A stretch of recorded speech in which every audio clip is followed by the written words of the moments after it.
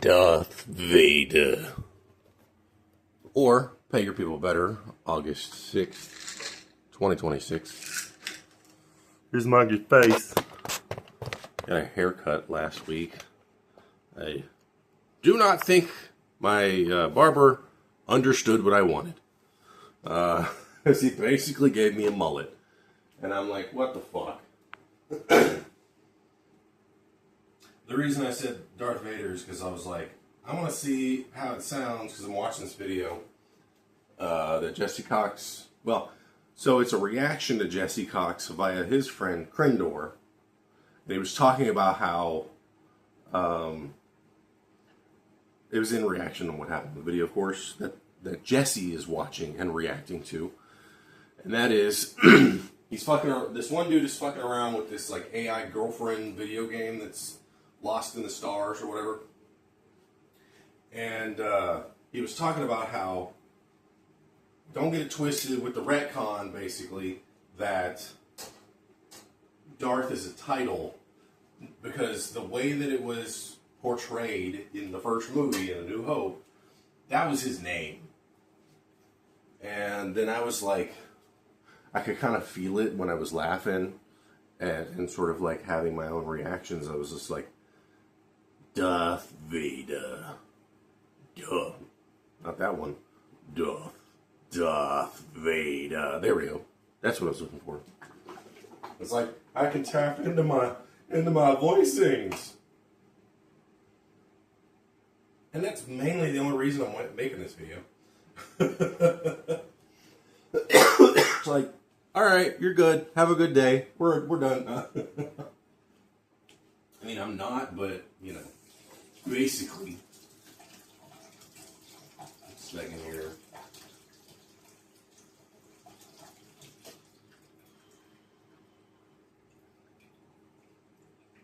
Speaking of space and travel, it's like T-minus 3 days now. Because it's the 6th. Oh, shit. Forgot to put that on the other hot dog.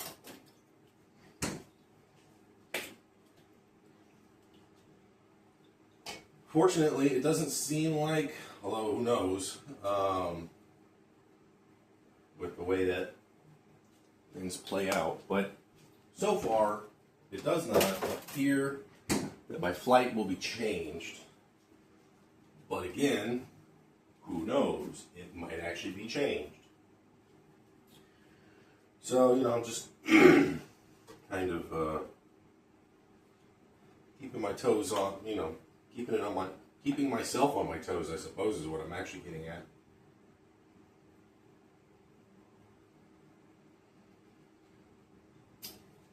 And meanwhile, I'm also just not doing anything to prepare for it.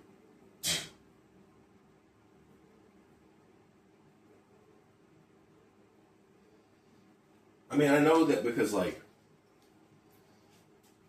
so like tomorrow, I'm going to do laundry again. Although this time I'm going to have to watch the fucking thing.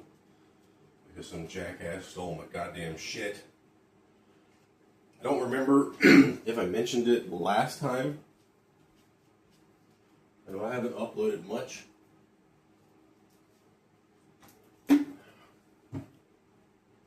But, not only did they steal that nice blanket that I had, they also stole one of my pillowcases, and they stole the bath mat. So I do feel like I've mentioned that. Although I have mentioned it to other people, including, you know, my psychiatrist, my psychologist, and now my case manager, since I've spoken to him finally.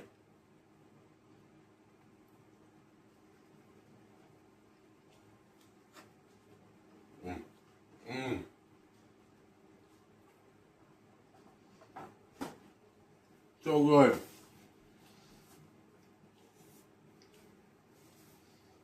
Also,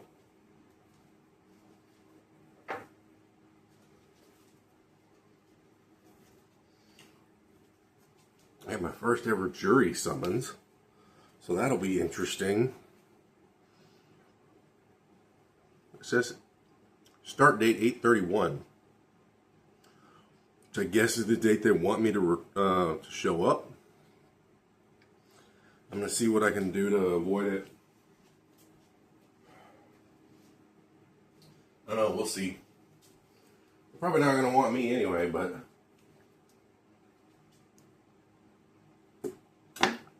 it's funny too, because like, and I wish I could make it funny. I'm still working on that. I went back to the comedy club on Tuesday just to see if I could maybe get up there and say something, but because my handwriting's bad enough, they mispronounced my last name, and then I was like, well, nah, I don't want to. I don't want to deal with all that. I don't want to go up there and then have him pronounce my name and then have to, like, do the thing. So I was just like, fuck it, whatever. Just not. Where did I put the foot? There it is. But, and the funny thing is I almost didn't go. I almost stopped going entirely.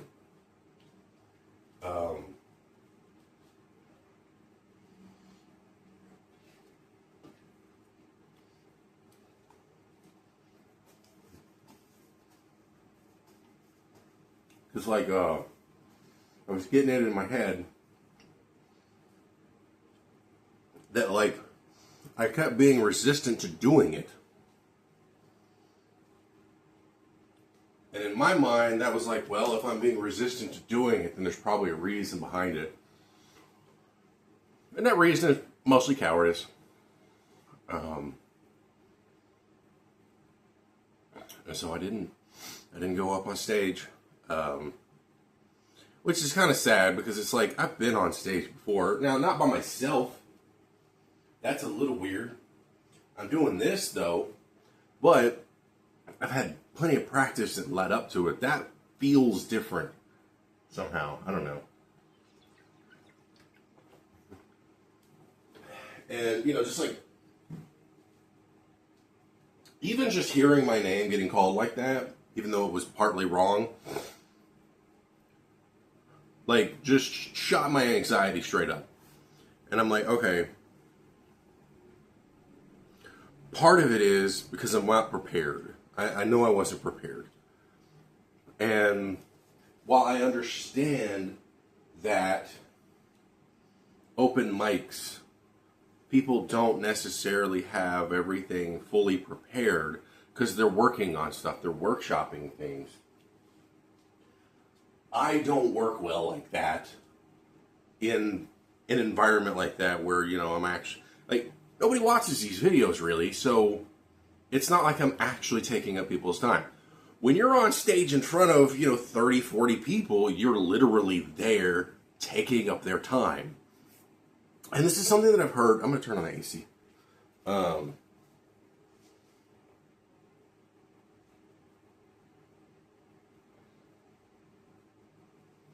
This is an idea that I've heard time and again from comedians in one form or another, that you are, like, one of the reasons why comedy isn't necessarily going to be replaced by AI. I mean, there will be people out there who would get AI written jokes and stuff, and I'm not going to be one of those people. As much as I don't think that I'm creative and that I think that I could potentially use AI for stuff, I'm not gonna. Right? I rarely use it. When I do it for things that I can't get done otherwise. And it's usually very brief. So, like, for instance, I was looking, and because Google searches shit now, like, it used to be a lot easier to get stuff I wanted. Now, and it feels like I'm being gaslit too, because it feels like I'm the one that's the problem. It feels like I'm the one that's having the harder time using Google Fu now. But no, I've never had problems with Google Fu. Once I started understanding how things worked, I have always had massive success when it came to utilizing internet searches. But since, like, more and more websites are optimizing SEO to their max, and then on top of it, they're incorporating like Google's incorporating its Gemini and its own version of the algorithm. Like, I can't use it like I used to, because it used to be more like a database. And now it's not a database anymore, it's vibes.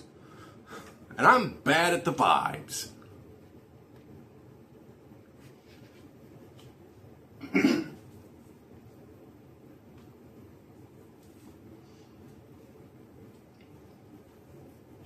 Always have been.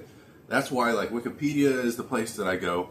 That's why I go to, like, the dictionary, stuff like that. I go to places where information is the purpose.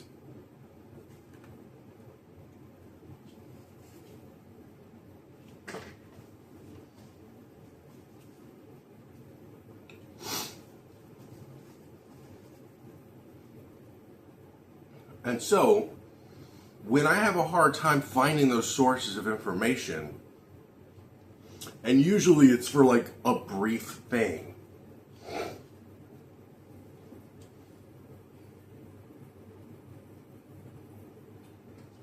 I was trying to rack my brain for words like, smash and swamp. Not necessarily onomatopoeias, but in that realm. And I even forgot that word too. Like, if I had actually thought of the word onomatopoeia at the time, I would have probably put it in, diminishing my overall searches. But that's also kind of an issue that I have, and I know that that's always been a thing that I've been dealing with. So that's a factor that's not generally an issue when it comes to searching. Despite the fact that, despite my own infirmities, if you will, I have generally had no problem with Google search. It's just been with the last couple of years, it's been terrible. So I just went on the ChatGPT and I was like, okay, give me some examples, one word. They are like similar, there's either synonyms or otherwise very similar to, and I gave it a couple of examples. I think it was like Womp and Smash. I was trying to name a character on EverQuest Legends because I'm playing that now. I paid $20 to download it and get a month out of it, and it's interesting and I'm having fun, and I'm it's like just trying to like goof around and shit. And I was like, okay, I want to play an ogre, not because I want to play an ogre because I don't like playing ogres, but because I know that I can get an ogre shaman.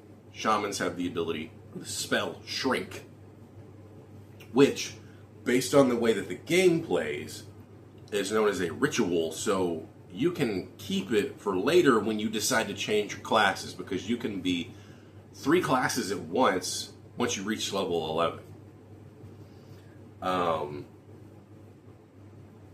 And so you start off with 2 classes in combination, and then you add a 3rd class at level, or actually it's level 10. And then you play them all the way like to 50, and then you can kind of like screw around and whatnot. And you get alternate advancement points, so as you level up, you're also leveling up these other abilities that are more passive.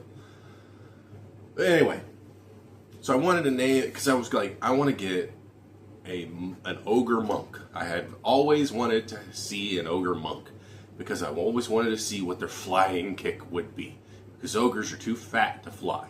Some people have said that he basically does kind of a drop kick, which sounds fucking awesome, and I want to see that because I had gotten a Froglock monk necromancer druid combination to level 30, and when the Froglock got his flying kick, he does like a fucking front flip, and that's wild, and I love it. And I'm like, okay, I want to get the ogre, and I was like, everybody could be a monk, because that was one of the things about EverQuest, the original EverQuest, that I found to be kind of frustrating. In the original stage of EverQuest, literally the only race that could be a monk was human. Then in Kunark, they added Ixar, which is lizard people. And then in Luckland, they added, I think it was Karens, the cat people. I think they could. if they can't be monks, then they can at least be beast lord. Oh, excuse me, beast lords, which is kind of a combination of monk and shaman. But I wanted like a pure ogre monk or a pure dwarven monk, because dwarven monk in my brain, because the way, and especially male dwarves, when you jump running forward, they do what everybody calls a barrel roll, and it rolls forwards, front flip. And I was like, barrel roll into flying kick, that would be fucking awesome. Well, now I can do that if I wanted to, which is great. It just costs me money per month. That's the only problem. And so I ended up getting a name that I was like, okay, this works. It's not exactly what I was wanting in the beginning, but it's close enough to the essence, if you will. And then I haven't used AI since, and I've already gotten this character to almost level 30. I think it's like 28. It's been like 3 days. And so like, it's not like I use it to make pictures or anything. I've done that once, and I was like, I can't fucking do this anymore. The more I learned about the way that AI works and all that shit, I'm like, so like when I use it, specifically when I use it for things that I just cannot find via a normal Google search. And I will also use it in ways of like compare and contrast type things. So I have 3 different ETFs that I've largely drained now because of this trip to Iceland that's coming up in 3 days. I will be, what time is it? It's past 12. I'll be on a plane at this point 3 days from now. Flying first to Toronto, then I'll be there for like 6 hours, and then I'll be on a plane to Iceland. And then I'll land there like 8, 9 in the morning, something like that. And then I'll have several hours between then and being able to check in, and who the fuck knows what I'm going to be able to do. So I'll be jet lagged to hell and back. But anyway, I won't, so like a more a less recent, but like more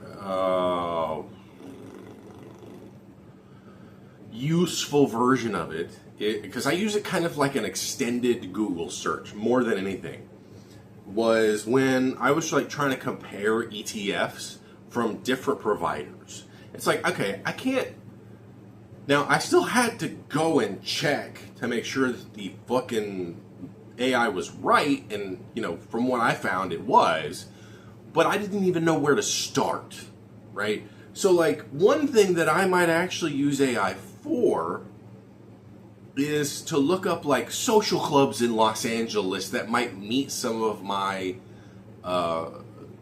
some of my general, you know, ways of being. Can't even think of words right now. It's not that it like removes my critical thinking in the way that I use it, and I know, I'm sure everybody but I've seen people be like, AI says this, and I'm like, no, that's not how this is supposed to work. You're supposed to use the AI. It's just like how Wikipedia back in the day was not considered a source. You know, Wikipedia is a source nowadays, which is problematic. Because you fucked up the whole source, you know, you fucked up the source finding. So now Wikipedia is a source for so many things. You can't necessarily, so like yesterday, for instance, I was watching Philip DeFranco, and he was talking about Perez Hilton, who has been around for a long time, and I'm surprised he's even still around, but whatever. Apparently he was having some sort of like crisis or whatever, and he ended up self-harming on live stream. Phil wouldn't even go into detail, really. He had heavy prefaces to the story, like I'm not even allowed to really talk about how much, and I'm like, this is also problematic. The fact that he can't even go into like reasonable detail as to the nature of what happened. And so what he mostly did was talk about sort of the follow-up and, you know, like the general nature of like how TikTok even allowed it, and you know, other factors that are associated, which good reporting in that area. But the problem is He can't, because of the way that YouTube has started to demonetize and flag videos and shit. Like, he can't even go into the details. On the flip side, if you want to watch somebody who very much would do something like that, is Internet Comment with Eric, or Internet Comment Etiquette with Eric. That man literally drops F-bombs in his sponsor reads. In the sponsor, he puts up, first of all, he creates whole ass skits for his sponsors, which are all fucking wild. Like, the man is creative as fuck, and it's brilliant, and I'm glad Alex Perlman, basically he's the white guy crash out that's been, spreading around the internet for the last few years. But like, so he and Phil have a they have a podcast called Crashing Out. And I had, there was, I think, maybe it was a response to viewers or something, and Alex mentioned a couple of them. And I was like, oh, okay, I'll go check some of those out. And I followed most of them because I liked most of them. Like, More Perfect Union is really good. It's a non-profit reporter thing. And so it's like, I still try to find things that are funny. I still try to find things, but like funny in a way that like it doesn't punch down. Very important. Intellectual / educational in some form or fashion. And it's just like that. These are the things that are important to me. And so they've influenced the way that I approach life in a lot of ways. But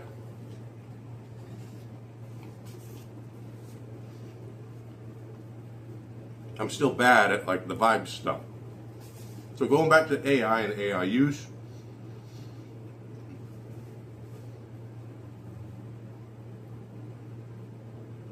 AI is not 100% bad. It's like 99% bad. The most extensive use of AI that I've ever used, and I won't ever do it again, I was just having a little fun with it. I hadn't really done anything with it, and really I haven't used it much since then. So about a year ago, I was still kind of very much in the Baldur's Gate mindset, the D&D mindset. And I spent about, I want to say 2 to 4 hours, I don't remember exactly how long because I was in the shelter. Time's meaningless in a space like that.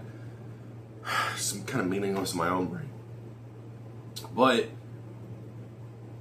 I had created, and then sort of played through, but not really, because the AI doesn't let you fail.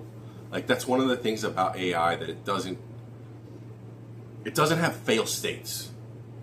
So I was having it roll dice, and if it was for me, it always won in some way or another, almost always. And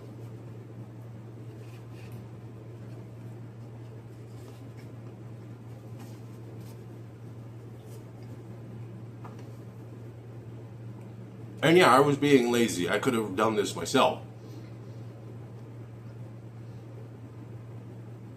But it was a free tool that I had access to at the time, and that's also part of it, the fact that it's free.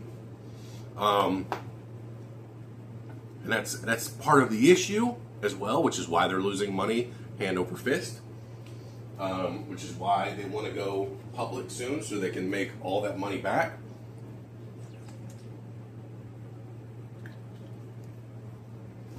And so, like, what I had done was I had, started character creation. I started creating backstory.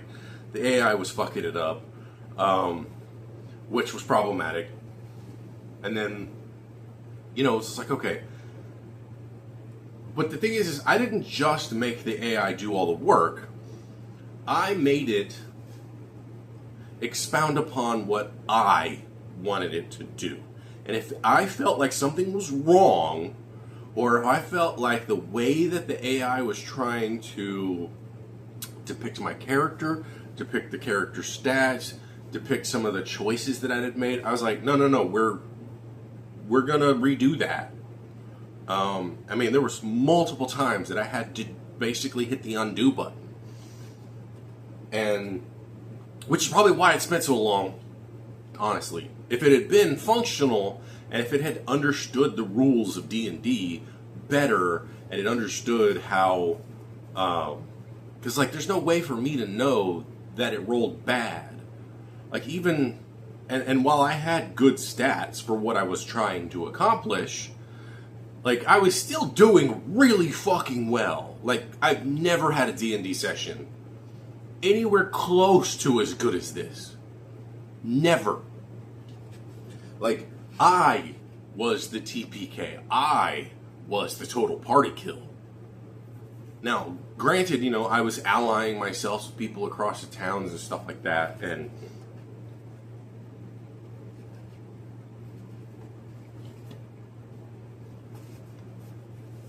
they were joining me in the fights and all that kind of crap. But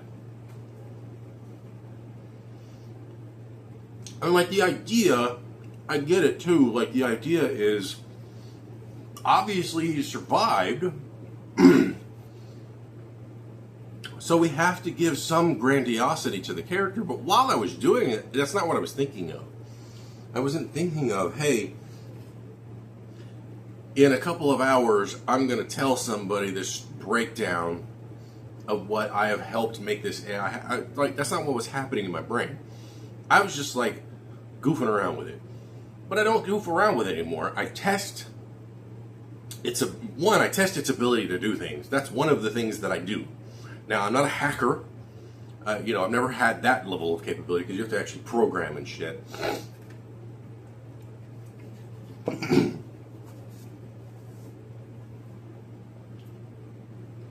3 classes I have tried programming. Failed them all.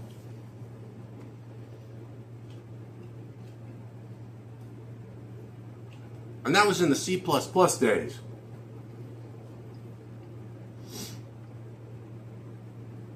Actually, I think it was just C+ at the time.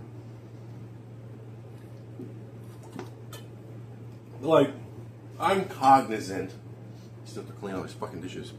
I've been doing it slowly. But I'm cognizant of what AI is, what it can be good for, what it is not good for. Like, we don't need to be making AI video games. We don't need to be making AI videos. That's unnecessary. Now, we can use AI to help with protein folding, you know, which is where, you know, one of the biggest forward steps in AI and in medicine has happened in the last, I think it's 15 years or so, somewhere around there. Like, that's a good use of AI.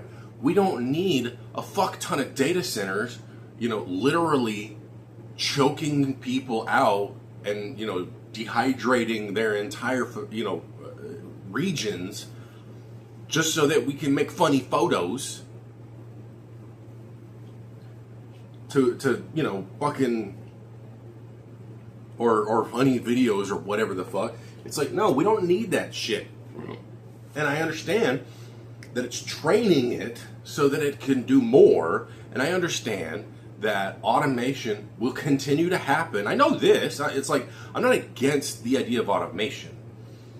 I am, however, against the idea that those who create the automation and thus stripping people of jobs get paid out the fucking ass, while the people at the bottom who lose their jobs get to fucking suffer. Like, that's the main issue with the way that AI has been approaching. Now, let's say, and this is like blows my mind. Like, I wish I had the ability to retort the way that I can now. But unfortunately, like, I'm also a little bit lagged behind because I haven't been able to keep up with my retorts, because now there's just new fucking arguments and shit. And I'm never really going to be that good at, like, rapid fire, impromptu responses and stuff that are kind of like gotchas and shit. Kind of like how Zoran Mamdani the other day was, this woman was asking him about Jews on his council of something. I can't remember which council it was. And he let her finish the whole thing So it didn't look like he was being an interrupting asshole or anything like that. So nobody could clip farm that. And then he followed up with a very well constructed response that it did not feel like it was off the cuff, but I have a feeling it wasn't like super pre-planned either.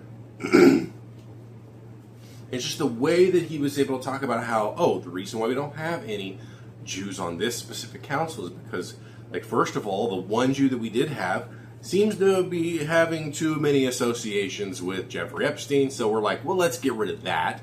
So, boom. Not only did he attack the problem, then he sidestepped and came in from an angle, to potentially trip her up. And then he's like, okay, not only that, but we also don't just go around asking people what their religions are in order to put them on a fucking committee or a panel or something. And I'm just like, okay, that's another sidestep coming in from behind.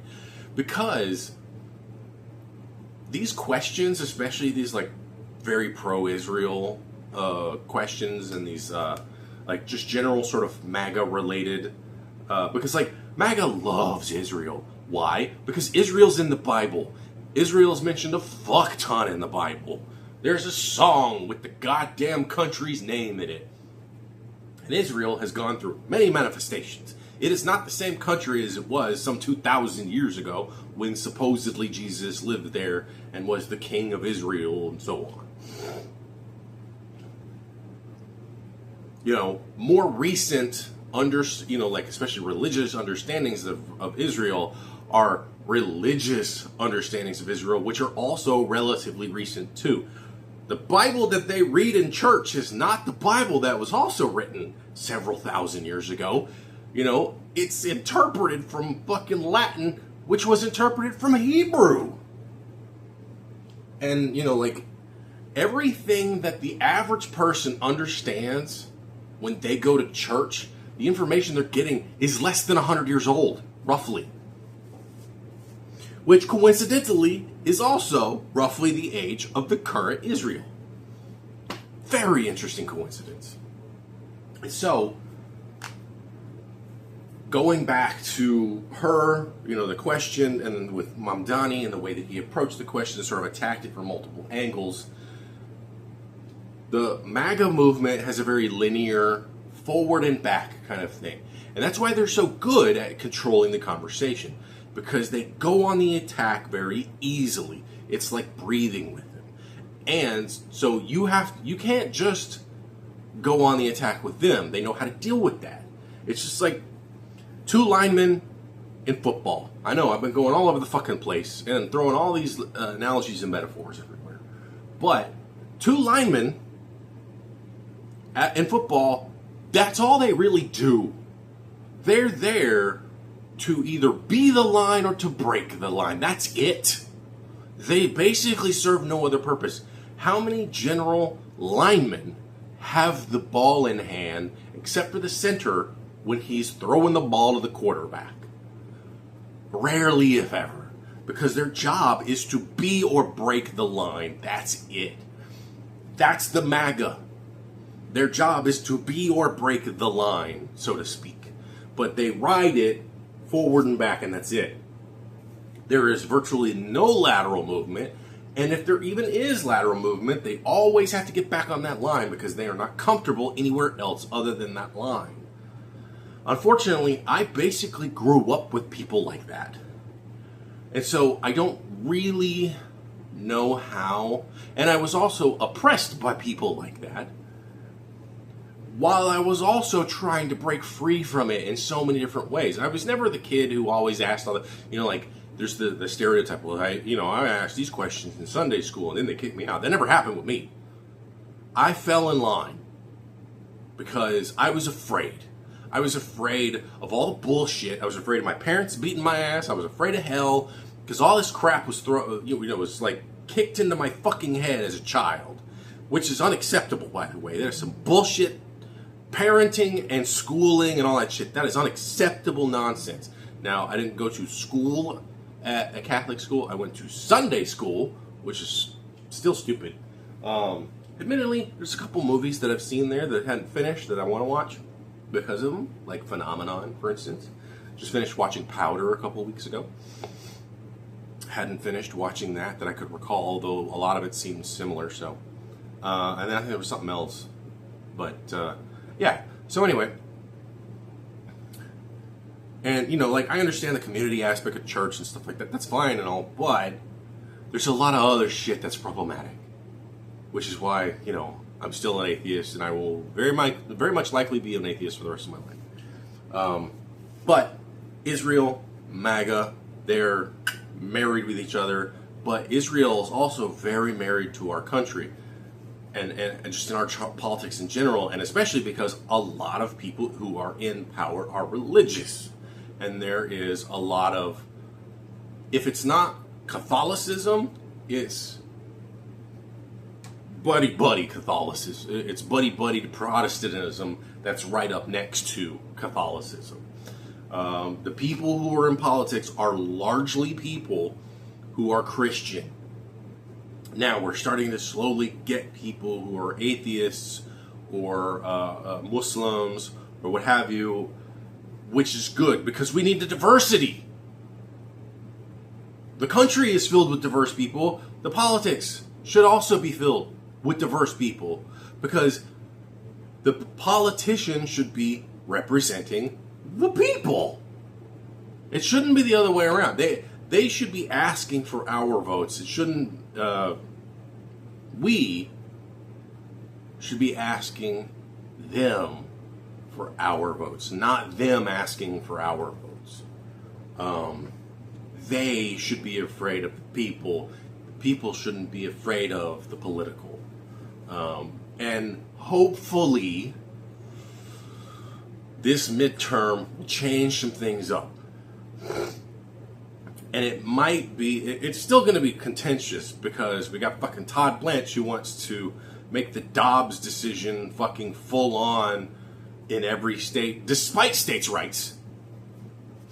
It's states' rights as long as it's states' rights to oppress.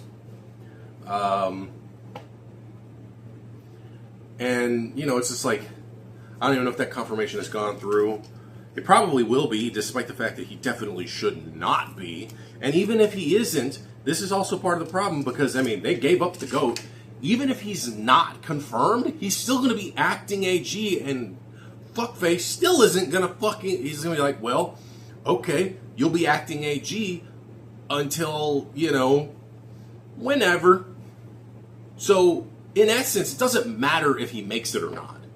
He's still going to be there, which is problematic. And so we have this far religious right that's also, attached to fucking hip with Israel, who is doing everything wrong that victims of genocide should have been doing. But you could also say that Israel was never a victim of genocide. Because Israel is not, the Israel that we know, that exists now, is not OG Kush version, right? The OG Kush version has spread across the world. That is the Jewish diaspora. They are the original.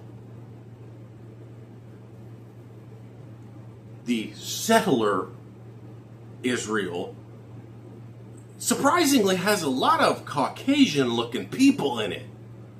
It's a weird coincidence that a lot of Europe had a pretty large impact, and I can't remember all the details. I've read it here and there, but Europe had a lot of influence on not only Israel's reestablishment, but also its settling capabilities and the military people that were involved in, helping create it and all that kind of stuff. So, just an interesting coincidence, that's all. And also their behavior is very colonial too.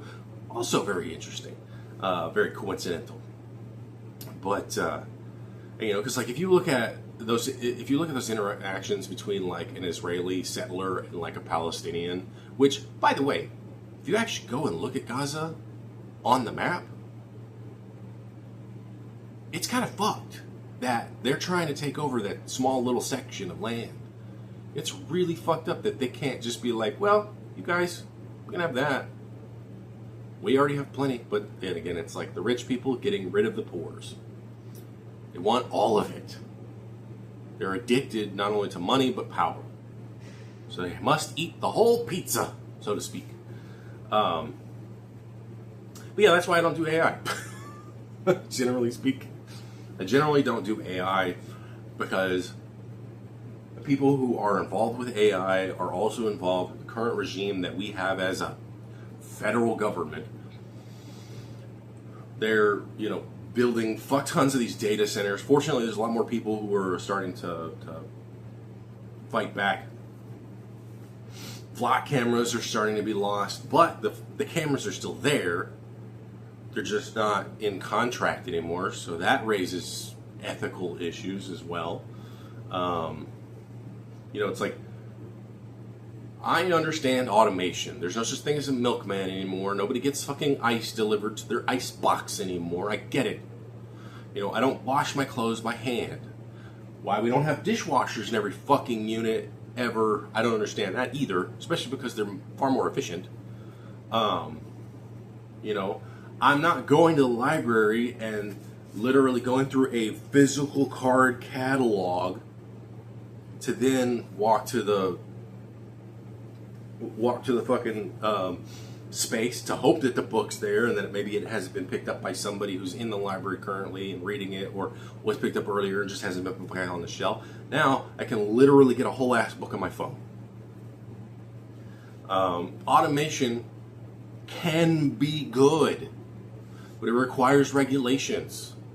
It requires ensuring that not only the environment doesn't get fucked over, but the people who live there don't get fucked over. The fact that people are using, that local governments are using eminent domain to kick people out of their homes just so data centers can be propped. That's pointless. That's useless. We don't need that. That's unnecessary. There's plenty of empty space across this fucking country. We don't need data centers uprooting people from their homes that they've lived in for 20 fucking years or more. People should be allowed to live in the same house for generations upon generations. Some people are like, well, that's just a cost of progress. That's not progress. That's fucked up. There are other ways. They don't have to build it in that spot.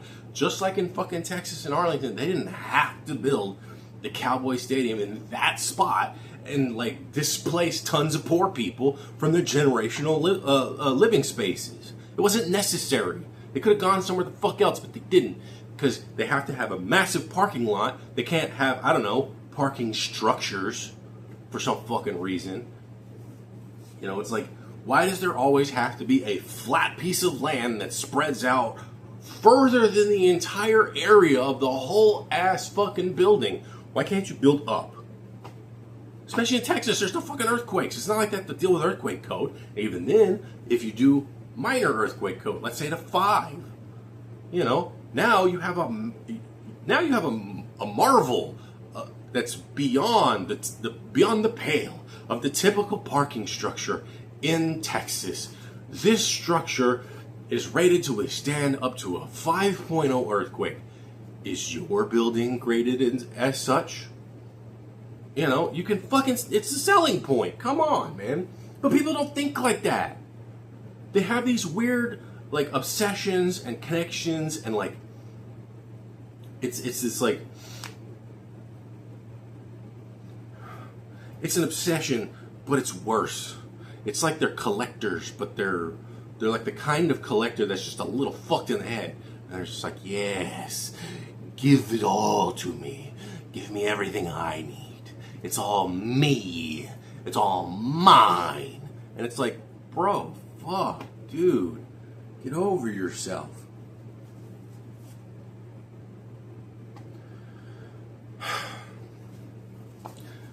Well, before I go, since I'm going to Iceland, I've got 3 specific sort of events that are planned. So I don't have anything on day 1, the day that, day 0 is the day I land. I have nothing planned for that because I have no fucking clue how that's going to go down. day one, I don't have anything really planned. Well, no, day one I do. I've got a walking food tour. It was like $270-ish, I think, and we're gonna walk to various places. Every review that I've seen is just like, you gotta go hungry and you're gonna be finished full, blah blah blah. I was like, all right, cool, that sounds good to me. That means that we're not just like doing small little tastings here and there, we're like getting food. And on the day of the eclipse, I don't really have anything planned other than I have a lava show. There's a lava show where they play with molten fucking rock, and it's educational and stuff too. And I'm like, all right, yeah, let's do something like that. I might do some whale watching. If I do, it'll have to be probably on the day before as well, because I got some wiggle room, especially for after the food tour, because it's like right around noonish. I don't know when I'll be waking up. And I've got the lava show. It's in the morning as well. Usually when I get to like hotels and stuff, I tend to sleep at normal times. And a lot of stuff in Reykjavik closes down at like 6 or 7 p.m. local time. So it's like, there ain't fucking anything else to do otherwise. And since I'll be in a hostel, it's not like I can just be on my computer gaming all fucking night either. And so I'll probably get to bed at reasonable times in the next week. Day of, obviously, there's the eclipse, and hopefully it plays out, and I'll have to check the maps and stuff for that. And, even if it doesn't, bummer, but it is what it is.